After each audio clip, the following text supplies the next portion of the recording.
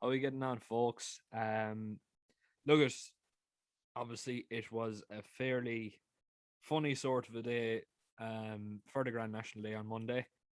We had a load of non-runners. We really did. We had loads of them. We had the likes of, who am I looking for now? We had the likes of Paddy the horse, who I thought had a decent enough chance each way. It could be you. Thought it was a very very nice chance out of 20 odd to one. Um, Obviously, look at Snunkspur. Benny was very, very unlucky.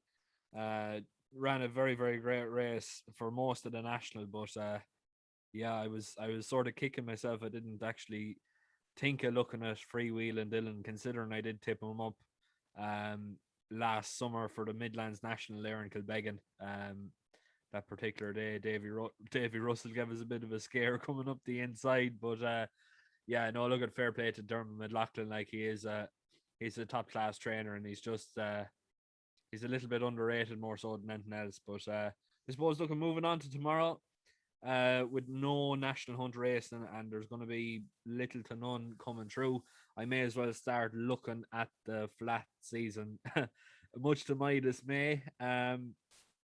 Obviously, look at for those who probably don't know me too well or haven't been following the page for like a considerable amount of time, you would know that I'm more of a national hunt man. That I do pride myself in knowing more about the national hunt than I would the flat. But look, we're going to have to do the interchange at some point, and we may as well do it now at the start and keep going. Just I suppose for those who are probably betting on my selections, I would be suggesting to shorten your staking system. Probably maybe go halves or a quarter even, just until we start hitting a bit of form and getting up and running again. But some nice racing on tomorrow in Gowran Park.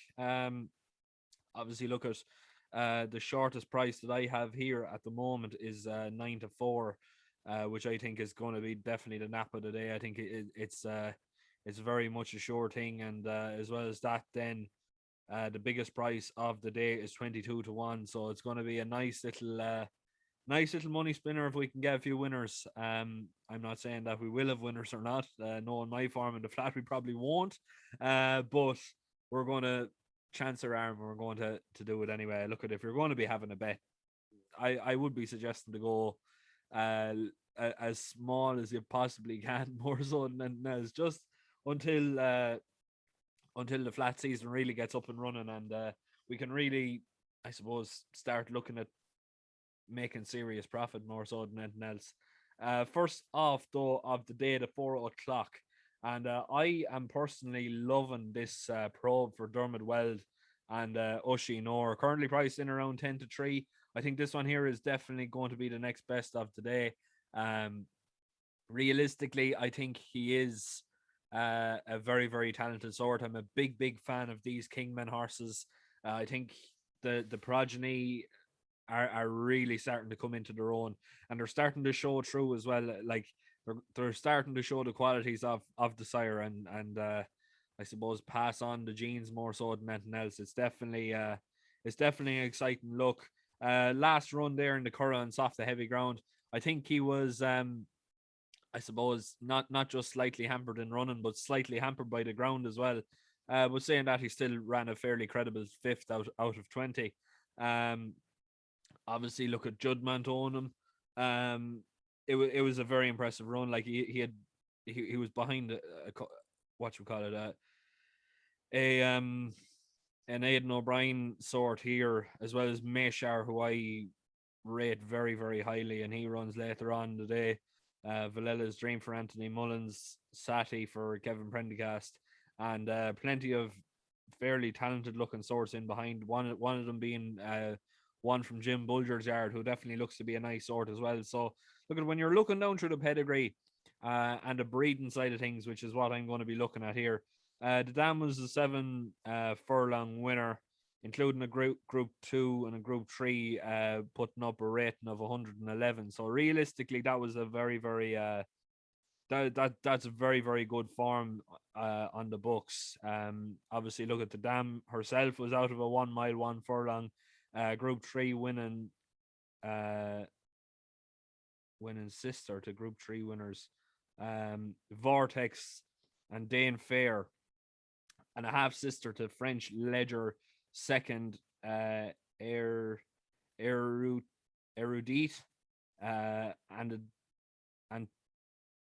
and two dam of 7 furlong to 1 mile, Grade One winner Ventura. So look at when you're looking at that, there's plenty of more speed in terms of the bloodline ahead of stamina, if that makes any sense. There's all um like the bloodline there is all related to everything under a mile. It's definitely more so on the speed aspect of things. The 7 furlongs shouldn't be too much of a trouble anyway. It should definitely be good enough here on second appearance over is it the same distance as the last day? It is the same distance.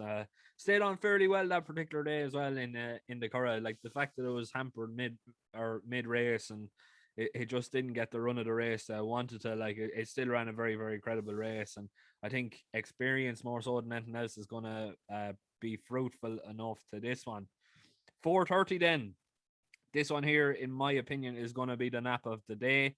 And if anyone is worth following in Irish racing and Irish flat racing alone, Aidan O'Brien is in absolutely serious form. His general stereotype is not living up to the expectation, with generally Aidan's horses needing a run first time out. He's absolutely scrapped that, and he's winning everything left, right, and centre. He has Elizabethan in here, currently priced at 9 to 4. I think this one here is definitely well worth the nap of the day. It was a very very nice winner of an ace maiden in I think it was heavy ground that particular day. Um, no, it was soft ground. It was a nice run, and it put in a very very decent effort. I think overall, it's definitely coming in here with a very very serious chance. Just going talking about Aidan O'Brien's strike rate, his form over the last 2 weeks, he's 50%. Shamie Heffernan rides is with 25%. Realistically, that is that's definitely good enough for me. I honestly say Elizabeth should take plenty of stopping. When you look at the form of both races, um, the third and the first, like realistically, that's plenty good enough to win here. It's in a nice stall in stall three. Should I suppose it get off to I suppose it break well and everything else like that. It should take plenty of stopping. I would be imagining that Shamey knows the score anyway, and as well as that, the fact that it's getting plenty of weight as well as coming in here on 11 stone 13, and the next, I suppose the next in the market, then music to my ears for Joseph. Uh, weight of the 9 stone 11, so nearly getting a full stone off the top, the top three in the market anyway. Silver Service as well. You can't really write off Silver Service the fact that he or she does fairly well in soft to heavy ground anyway, and as well as that, she definitely put in a decent performance.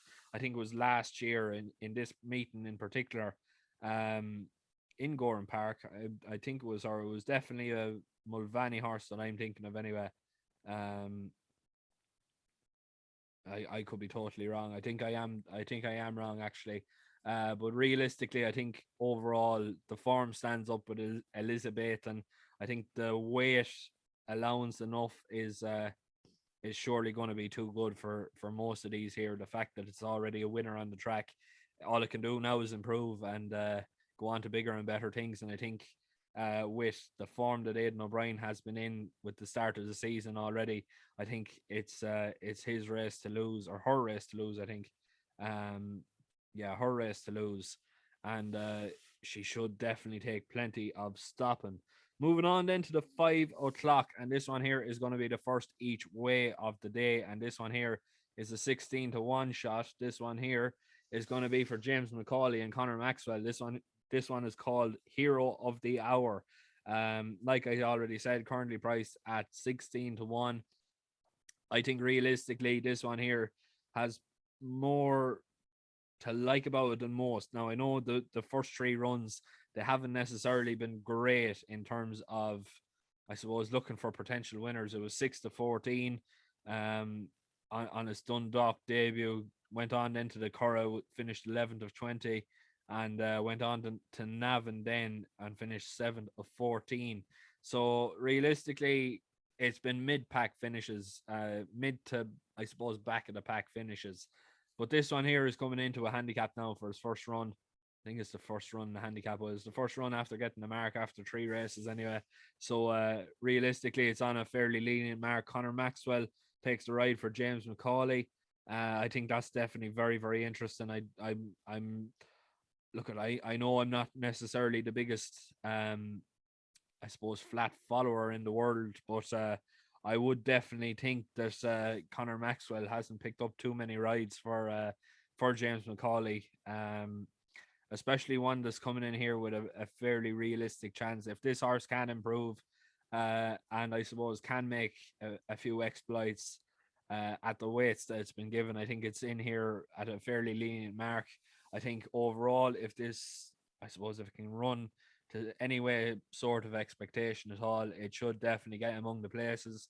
And therefore, 16-1 at an each way bet is definitely the way to go, in my personal opinion. 5:30 then, the next one of the day. And this one here is going to be another each way shout. Fairly tricky race, this one.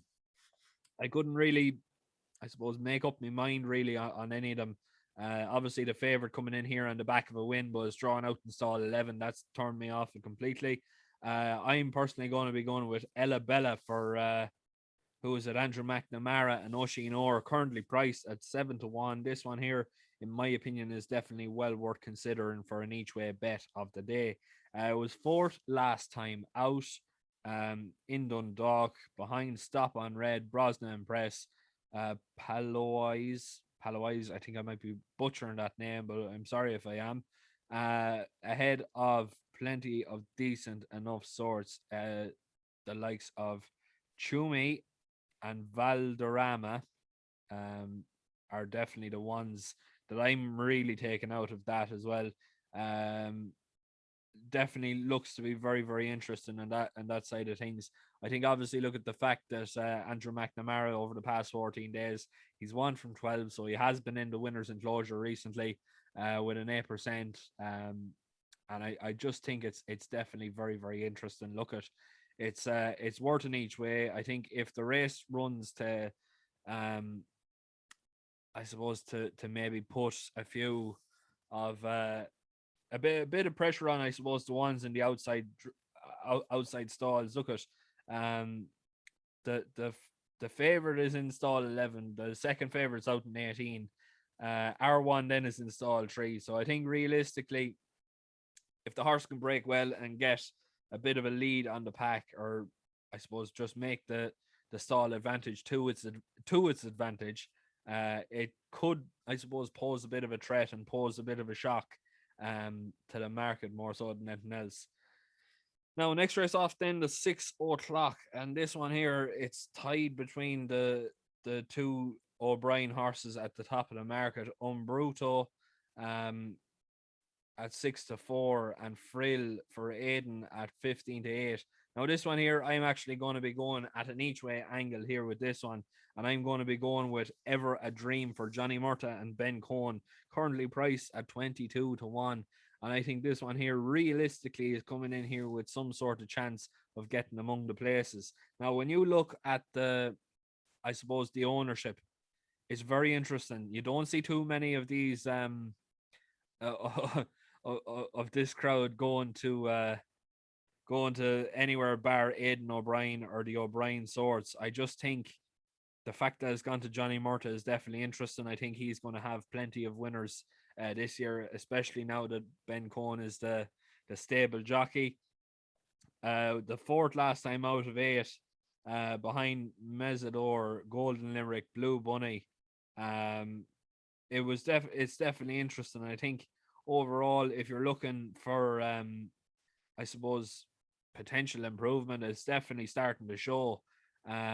I think if there's anything to go by, the the longer trip is definitely going to be, I suppose. Well, it's signifying that it's going to be a bit of a plus for this lad, and I think if there's going to be any chinks in the armor, this ever a dream could definitely be the one to exploit them really, and I think 22 to 1, it's worth a small each way of the day. 6:30 then is going to be the patron pick of the day. Well, it's going to be Ryan's patron pick, so I won't be covering that with respect for him.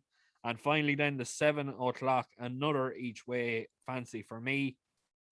I am going to be going with Ozzy Valentine, the old boy, the 10-year-old, currently priced at 20 to 1. I I'm a little bit confused here now with this one. Now I know, look at, there's a few downsides. Obviously, look at, he's an old horse. He's 10 years old. Um, he's drawn out in stall 14 as well, so that's definitely going to be a bit of a negative for him. But the weight on his back is absolutely there's little to none weight on his back. He's after dropping down massively in the weights. Um, I think if there's any time that he's going to revive a spark, or if he's going to, I suppose, exploit the handicapper, today is definitely going to be the day. Coming in here off a mark of 62 with Keen Redmond taking £7 off. I can't make too much, I suppose, arguments to the fact that he's well thrown in if he's able to run. He's put up some very, very decent performances in the past, and he's definitely ran to a mark over 62. So if he can get going, and if he can put in a performance like he used to do in the past, he's definitely coming in here in a very, very attractive mark, and he's coming in here with a solid chance. I think 20 to 1, it's worth a small each way. I wouldn't necessarily be going mad in it now, but I certainly think he's coming in here with a realistic chance, more so than anything else. Like, I know he's been out of form recently, and he's been, I suppose, touching and going in terms of what he's still capable of doing. But if there's ever going to be a day where a horse exploits the handicapper, Ozzy Valentine, I think, has found it here. And I think at a price of 20 to 1, he's worth a small each way. He's not worth going mad over. He's just worth, I suppose, €1 or €2 each way, just to cover your costs. Now, look, at that's all I have for tomorrow. Please make sure to keep liking, sharing, and subscribing. Um, for those who want to sign up to the Patreon, let me just give a brief introduction to it. Basically, what it is it's the platform that we use to help fund the Irish Racing Hour, which is a podcast between myself, Ryan Sharkey, and Dean Hegarty, both of those lads from Racing Records. We've basically teamed up. We've teamed up there in December of last year. We've been doing weekly podcasts with different guests in the Irish racing scene, between stable staff, jockeys, trainers, owners. We had the Sky Ace owner Colin McHugh there last week. Obviously, look at, we've a few workers in the industry as well. We've different sorts of people between, at the moment anyway. We've definitely got a few stable staff, and we've got a few exercise riders. We even have a jockey coach as well, so that's definitely going to be a very, very interesting podcast. Basically, what it's there to do is to give credit where credit's due to the people that work hard in the industry, and work tirelessly to I suppose, put the horses on the tracks for our entertainment. What we ask for in return is just people that enjoy the content, just, I suppose, to pledge €10 a month. With that, you get daily tips from both myself, Ryan, and Dean. So far this month, we've been absolutely flying. We've put up, I think, 9 winners since the start of April, ranging between even money and 9, or not 9 to 1, 8 to 1. Obviously, with Sky Ace the night before was a very, very nice touch with myself. But obviously, look at, for the sake of €10 a month, as well as that, we give away monthly prizes, different things like that. Say, for instance, now we just gave away €200 there last month in the form of a tipping competition for the members. Most of those people really enjoyed it. It was very, very good. it was great entertainment for Cheltenham. As well as that, say for the likes of January, we gave away a share in a horse good until January 2022. So for the sake of €10 a month, that lucky member that won that share has basically ownership now of a horse for the sake of a couple of pints in the month. So realistically, well, in my opinion, it's great value, and I think most of the people that are signed up definitely think it's great value. We've got great support about it anyway, and plenty of people are happy.